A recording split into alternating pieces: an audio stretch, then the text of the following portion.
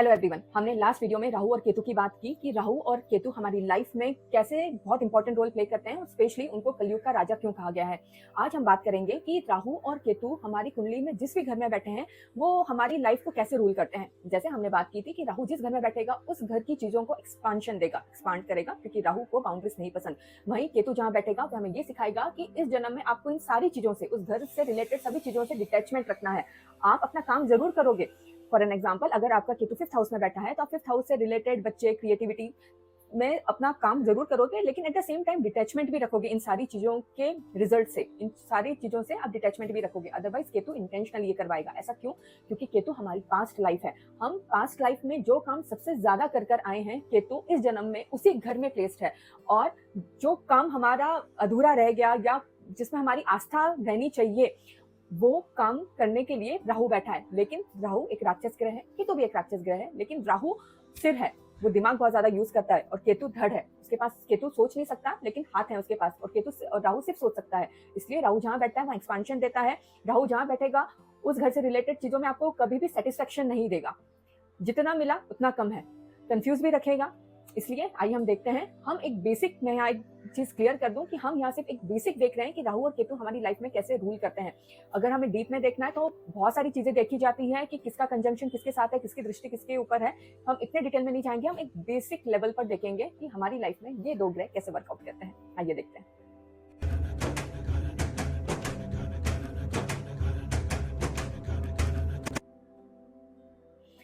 राहु और केतु हमेशा 180 degree axis पे बैठते हैं। अगर राहु 1st हाउस में है तो केतु 7th हाउस में होगा। अगर राहु 2nd हाउस में है तो केतु 8th हाउस में होगा। कुंडली में 12 घर होते हैं और हर घर किसी ना किसी स्पेसिफिक चीजों को डिनोट किया गया है। कुंडली हम जब ओपन करते हैं तो हर किसी की कुंडली में अलग अलग नंबर लिखा होगा। ये नंबर राशि का होता है। हम इस नंबर पे ध्यान नहीं देंगे क्योंकि हम डिटेल में बात नहीं कर रहे हैं। हम एक स्टैंडर्ड वे में जाएंगे कि जैसे कुंडली का पहला घर ये है, फिर 2, 3, 4, 5, 6, 7, 8, 9, 10, 11, 12, इस तरीके से 12 घर होते हैं। हम जो काउंट करेंगे हम उसमें जाएंगे। जो पहले से नंबर लिखे गए हैं, अगेन मैं बता दूं, वो राशि के नंबर है, वो राशि है, हम उसमें नहीं जाएंगे, हम उतने डिटेल में नहीं जाएंगे। तो चलिए हम देखते हैं। अगर राहु 1st हाउस में हमारा बैठा है, 1st हाउस है हम खुद। 1st हाउस होता है हमारी पर्सनैलिटी का, हमारे माइंडसेट का, हम कैसे दिखते हैं, हम कैसे सोचेंगे, हम अपनी लाइफ को कैसे लीड करेंगे, मैं, यानी हम खुद 1st हाउस है। अगर राहु 1st हाउस में बैठा तो राहु का नेचर है इन सारी चीजों से रिलेटेड सभी चीजों का एक्सपांशन देना। 1st हाउस में बैठा हुआ राहु सिर्फ खुद में ही उलझा हुआ रहता है। ऐसे इंसान सिर्फ खुद में ही उलझा हुआ रहता है। ऐसे इंसानों की इतनी अलग अलग पर्सनैलिटी होती है, इतने अलग अलग चेहरे होते हैं कि कभी कभी खुद भी कंफ्यूज हो जाते हैं कि हम एक्चुअली में हैं क्या। 1st हाउस का राहु कंफ्यूजन भी देता है। 1st हाउस का राहु गुस्सा भी बहुत देता है, क्योंकि एक्सपांशन देगा तो वो किटकिट भी देगा। राहु जहां भी बैठेगा उस चीज, वहां से रिलेटेड चीजों में किटकिट भी देगा। ऐसे लोग खुद में बहुत ज्यादा डिस्ट्रैक्ट रहते हैं। वो लाइफ में कुछ बहुत अचीव भी कर लें तो भी उनको सेटिस्फेक्शन नहीं रहता। बहुत गुस्से वाले रहते हैं, कंफ्यूज रहते हैं। 1st हाउस हेल्थ का भी है, पर्सनैलिटी का भी है, इंटेलिजेंस का भी है। तो राहु का एक्सपांशन चाहिए तो ऐसे लोग बहुत इंटेलिजेंट भी होते हैं। ऐसे लोगों की पर्सनैलिटी भी बहुत अट्रैक्टिव रहती है। 1st हाउस वाले राहु बहुत बार अच्छे एक्टर होते हैं, बहुत बड़े बड़े पॉलिटिशियंस भी होते हैं। 1st हाउस में राहु बैठा है तो केतु बैठेगा 7th हाउस में। 7th हाउस है पार्टनर का, बिजनेस में पार्टनरशिप का। तो केतु जहां बैठता है वहां से वो डिटैचमेंट देता है। क्योंकि हम अगर पास्ट लाइफ में अपनी पूरी लाइफ पार्टनरशिप में हमने गुजार दी, तो केतु बोल रहा है बस पिछले जन्म में बहुत कर लिया, इस जन्म में सब करने की इतनी जरूरत नहीं है। अपना बेसिक काम करो और अपनी एनर्जी कहाँ आपको डालनी है, जहां राहु बैठा है या बाकी काम में डालिए। 7th हाउस वाले केतु का मोस्टली डिवोर्स देखा गया है। बहुत रेयर केस में कुछ बहुत ही अच्छे कॉम्बिनेशन हो तो ऐसे लोगों की मैरिज लाइफ रहती है, अच्छी चलती है। अदरवाइज केतु पार्टनर से डिटैचमेंट दे देता है। नाउ अगर राहु 2nd हाउस में बैठा है तो केतु बैठेगा 8th हाउस में। 2nd हाउस होता है फैमिली का, 2nd हाउस होता है पैसों का। अगेन राहु यहाँ पे एक्सपांशन देगा। 2nd हाउस वाले राहु बहुत पैसे अर्न करते हैं, लेकिन एट द सेम टाइम वो फैमिली में या बाकी किसी ना किसी चीज में किटकिट देता है आपको। 2nd हाउस वाले राहु बहुत अच्छा सोचते हैं, हमेशा बहुत अच्छे आइडियाज देते हैं। वो कितने भी पैसे कमा ले, उन्हें वो सुकून नहीं रहता। वह हमेशा, उन्हें ऐसा लगता है, क्योंकि राहु को बाउंड्रीज नहीं पसंद, एक्सपांशन पसंद है, तो उन्हें ऐसा लगता है और कमाऊं। उन्हें ये पता नहीं होता कि अब यहाँ रुकना है और अभी हम थोड़ा उन पैसों को एंजॉय भी कर ले। वे भागते रहते हैं 2nd हाउस वाले राहु। अगेन 2nd हाउस में अगर राहु बैठा है तो केतु बैठेगा 8th हाउस में 180 डिग्री पे। नाउ एट हाउस किसका है? एट हाउस है अकल्ट का, एट हाउस है सडन गेन्स या लॉस का, स्पिरिचुअलिटी का। अगर केतु यहाँ बैठ गया तो एट हाउस एस्ट्रोलॉजी का भी हाउस एट हाउस है।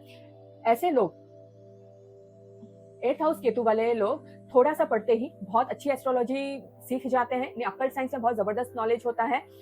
क्यों? क्योंकि ये पास्ट लाइफ में इन सभी चीजों में बहुत अव्वल थे, तो हम अपना पास्ट लाइफ का कर्मा भी इस जन्म में लेके आते हैं। इसलिए कहते हैं कर्म अच्छा करो, इस जन्म में नहीं तो अगले जन्म में इसका फल मिलेगा। तो हम अपने पास्ट लाइफ लेके आ रहे हैं, और केतु जहां बैठा है हमें पता चलता है हमने अपने पास्ट लाइफ में सबसे ज्यादा एनर्जी कहाँ इन्वेस्ट की है। तो अब एट हाउस वाले केतु वालों ने अपनी एनर्जी इन्वेस्ट की है अकल्ट साइंस में, स्पिरिचुअलिटी में, एस्ट्रोलॉजी में। तो ऐसे लोग बहुत अच्छे होते हैं इन सारी चीजों में, रिसर्चर भी बहुत अच्छे होते हैं एट हाउस वाले केतु। अब हम बात करेंगे अगर थर्ड हाउस में राहु बैठा है तो। थर्ड हाउस होता है हाउस ऑफ हार्डवर्क। हम अपनी लाइफ के प्रॉब्लम्स को भी थर्ड हाउस से देखते हैं, लेकिन राहु यहाँ बैठ गया तो राहु जहाँ बैठेगा वहां पे वो चीजों को एक्सपांड कराएगा। तो ऐसे लोगों की लाइफ में प्रॉब्लम्स भी बहुत होती है, लेकिन एट द सेम टाइम ऐसे लोग बहुत मेहनती होते हैं। उन्हें 9 घंटे की जगह आप 10 घंटे काम करा लो, 12 घंटे काम करा लो, आप इन्हें रोज ऑफिस बुला लो, उन्हें कोई प्रॉब्लम नहीं होती, और अपनी मेहनत से ही अपनी जिंदगी में आगे बढ़ते हैं। राहु थर्ड हाउस में है तो केतु 180 डिग्री पे जाएगा, तो केतु बैठ जाएगा 9वें घर में। 9वां घर होता है कर्मों का। केतु यहाँ पे बहुत काम करवाता है। जैसे राहु थर्ड हाउस में बहुत काम करवाता है, केतु 9th हाउस में बहुत काम कराता है। ऐसे लोग आपको ये कहते हुए मिलेंगे कि भाग्य सब कुछ नहीं होता, या भाग्य पे आप रहोगे तो लाइफ में कुछ नहीं कर पाओगे, सब कुछ अपने कर्मों पे हुआ है, मेरी मेहनत से हुआ है। ऐसे लोग जो बोलते हैं, आप देखना उनके 9th हाउस में केतु बैठा है। यहाँ पर केतु इतना काम कराता है और उसके रिजल्ट से, उसके फ्रूट से डिटैच रखता है। इसलिए ऐसे लोग हमेशा जमीन से जुड़े हुए रहते हैं। वे कितने भी पैसे कमा ले, लाइफ में कितने भी आगे बढ़ जाए, वे हमेशा बहुत आपको वो बहुत सरल, जो हम कहते हैं बहुत सरल इजी गोइंग लोग मिलते हैं ऐसे। और ऐसे लोग बहुत रिलीजियस भी होते हैं, इसलिए मेहनत भी करते हैं, रिलीजियस भी होते हैं, इसलिए ऐसे लोग बहुत दान भी करते हैं। अब हम बात करेंगे फोर्थ हाउस राहु वालों की। फोर्थ हाउस होता है हमारी माँ का, फोर्थ हाउस होता है प्रॉपर्टी का। ऐसे लोग, लग्जरी का भी फोर्थ हाउस होता है। ऐसे लोग अपनी फैमिली से बहुत अटैच रहते हैं, ऐसे लोगों के पास प्रॉपर्टी बहुत होती है, ऐसे लोग बहुत लग्जरियस लाइफ जीते हैं। पैसे कितने भी हो, कपड़े हमको ब्रांडेड ही पहनने हैं, लग्जरियस लाइफ बहुत पसंद है।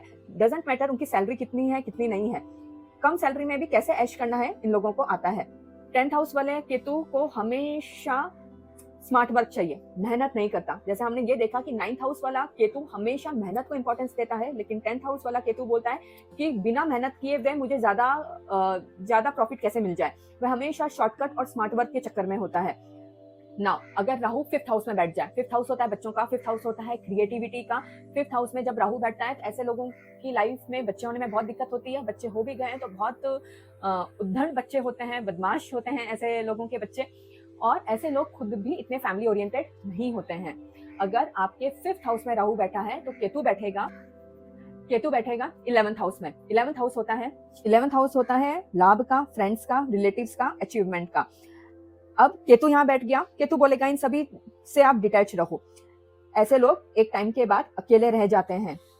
अब बात आती है 6th हाउस की। 6th हाउस होता है शत्रु का, सेवा भाव का और बीमारियों का भी। अगर राहु यहाँ बैठ गया तो ऐसी चीजों को एक्सपांड कराएगा, आपके शत्रु भी एक्सपांड होंगे, यानी शत्रु भी बहुत होंगे, कुछ ना कुछ बीमारियां भी लगी रहती है। लेकिन 6th हाउस का राहु आपसे सेवा भी करवाता है कि लाइफ में कोई शेड्यूल नहीं होता, लेकिन फॉरेन जाते हैं ये लोग। अब यहाँ केतु बैठा है 12वें घर में। 12वें घर का केतु बहुत अच्छा होता है। 12वें घर का केतु आपको मोक्ष देता है। 12वें घर के केतु वाले लोग मोस्ट ऑफ द टाइम जो भी नौकरी करते हैं, बिजनेस करते हैं, अपने घर से बहुत दूर जाकर करते हैं, लेकिन 12वें घर का केतु बहुत अच्छा होता है। राहु अगर 7th हाउस में आ जाए, 7th हाउस होता है पार्टनर का, पार्टनरशिप का। ऐसे लोगों की मैरिड लाइफ में प्रॉब्लम्स रहती है, ऐसे लोगों को धोखे भी बहुत मिलते हैं। ऐसे लोग अपनी लाइफ में कितना भी अपने पार्टनर में इन्वेस्ट कर दें, लेकिन बहुत सारे केसेस में ऐसा देखा गया है कि इनका पार्टनर इन्हें ग्रांटेडली ले लेता है। क्यों? क्योंकि अगर 7th हाउस में राहु है तो 1st हाउस में केतु आ जाएगा। केतु 1st हाउस किसका होता है? हमारे खुद का, हम खुद है। तो ऐसे लोग जब केतु 1st हाउस में आ जाता है तो केतु आपको आपसे थोड़ा डिटैच रखता है। वो कहता है कि सेकंड ओपिनियन लो, क्योंकि फर्स्ट केतु जहां बैठता है डिटैचमेंट देता है, कंफ्यूजन देता है। तो यहाँ आप इतने कॉन्फिडेंट नहीं होते, आपको ऐसा लगता है आप हर चीज अपने पार्टनर से पूछ के करें या अपने पार्टनर को लूप में लेके करें। बहुत बार ऐसा होता है कि इस सारी चीजों को लेके आपका पार्टनर आपको ग्रांटेडली ले लेता है। इस वजह से भी ऐसे लोगों की मैरिड लाइफ में प्रॉब्लम आती है। तो खुद में और पार्टनर में कंफ्यूज होकर बीच में रह जाने वाले लोग ये होते हैं जिनके फर्स्ट हाउस में केतु होता है और सेवंथ हाउस में राहु होता है। ऐसे लोगों के लाइफ पार्टनर के पास कितने भी पैसे हों, वह खुद की अर्निंग चाहते हैं, क्योंकि पास्ट लाइफ में उन्होंने खुद का नाम किया है, खुद में बहुत इन्वेस्ट की है, तो वो चीज भी हमारे साथ कहीं ना कहीं आती है। जैसे 8th हाउस वाले केतु कहीं ना कहीं एस्ट्रोलॉजी का ज्ञान अपने साथ लेकर आते हैं, अकल्ट साइंस का ज्ञान लेके आते हैं, उस तरीके से हमारे सेल्फ वर्थ का जो सेल्फ वर्थ की जो चीज है वह अब हमारे पास आई है कि हमारा सेल्फ वर्थ क्या है। यहाँ सेल्फ वर्थ की बात करता है केतु।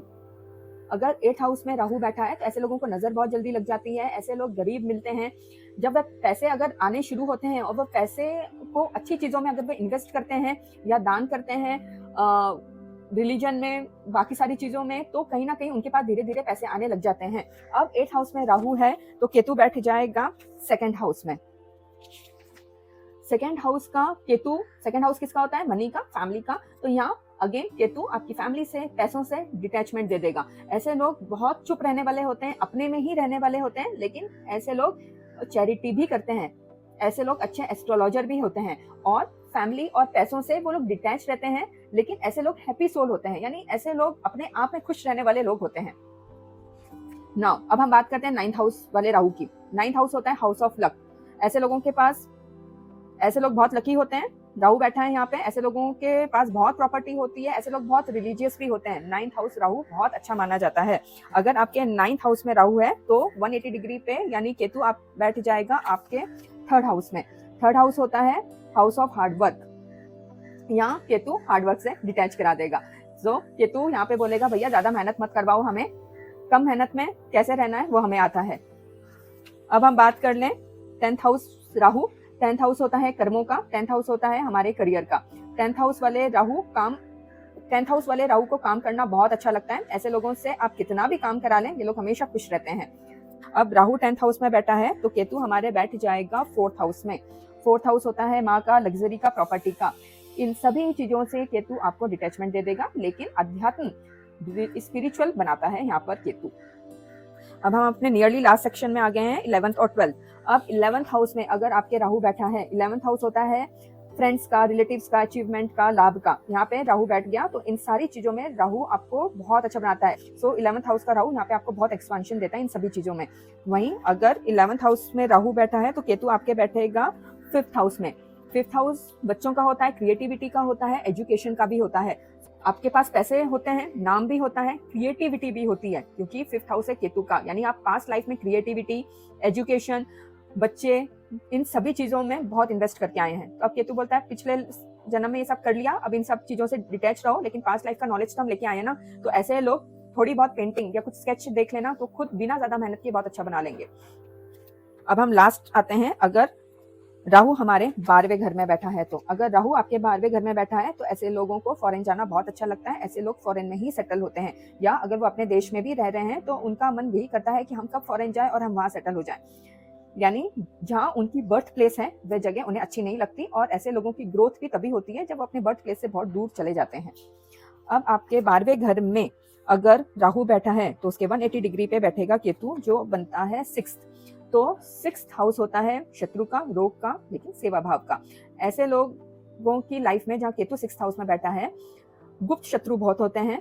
अगेन फॉरेन जाना इन्हें भी अच्छा लगता है, और अगर कोई बीमारी हो जाए तो जल्दी से पता नहीं लगती। सो इन शॉर्ट हमें ये पता चलता है कि हमारे कौन से घर में केतु बैठने से हमें कहाँ काम तो करना है, लेकिन उससे रिलेटेड जो रिजल्ट है, जो फ्रूट्स है, हमें कॉन्शियसली उससे डिटैच रहना है। अगर हम नहीं रहेंगे तो वो ग्रह या ऐसी कोई सिचुएशन बनेगी जो हमें उस चीजों से दूर कर देगी। और राहु जहाँ बैठा है वह उन सभी चीजों में एक्सपांशन लाएगा। तो हमें ये बात का ध्यान रखना है कि हम कॉन्शियसली ये सोचें कि हमें कहाँ रुकना है, क्योंकि राहु को बाउंड्रीज पसंद नहीं होती। आज का वीडियो बनाने का मेन मकसद यही था कि जो हमारा लास्ट वीडियो था उसे हम सपोर्ट दे सकें। कि हमने लास्ट वीडियो में ये बात की थी कि हमारी लाइफ में राहु केतु की एनर्जीज कैसे वर्कआउट करती है। तो इससे हमें ये समझ गया कि हम सबकी लाइफ में राहु केतु कहाँ बैठे हैं और वो कैसे वर्कआउट करेंगे। एक लाइन में केतु जहाँ बैठा है उन सभी चीजों से हमें डिटैचमेंट दे देगा, और राहु जहाँ बैठा है वहाँ एक्सपांशन देगा। तो खुद वर्कआउट करिए और अपनी लाइफ को उस तरीके से लीड करिए। और याद है ना, हमारी संस्कृति हमसे नहीं, हम हमारी संस्कृति से हैं। अपना ख्याल रखिए। जय हिंद।